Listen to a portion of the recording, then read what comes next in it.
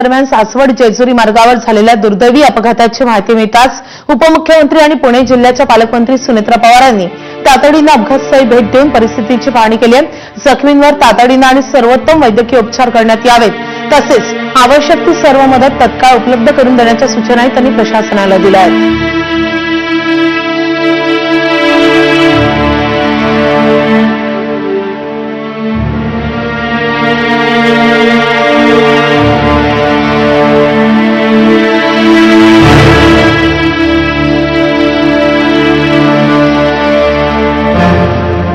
जखमींना पण भेटून आलेला आहे।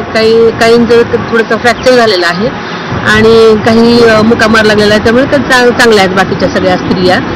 आणि तशी मला लगेच घटना कळली, मी लगेच इथे आले। मी ह्या साईडला होतेच, त्यामुळे मी लगेच इथे येऊन त्यांच्या उपचारासंबंधी सगळं देखरेखीखाली सगळे प्रशासनाला सूचना दिलेल्या आहेत की त्यांना सर्वतोपरी मदत करा, अशा मी प्रशासनाला सूचना दिलेल्या आहेत। आणि मृत व्यक्तींना आपल्याला माहिती आहे की GR आपल्या महाराष्ट्रात मागेच निघालेला होता, की मृत व्यक्तींना 4 लाख रुपये आपण शासनातर्फे देणार आहोत। जखमींचाही संपूर्ण खर्च आपण करणार आहोत। तर वारकऱ्यांच्या या अपघातावर भाजपचे नेते सुधीर मुनगंटीवार आणि मंत्री संजय शिरसाट यांनी काय प्रतिक्रिया दिली आहे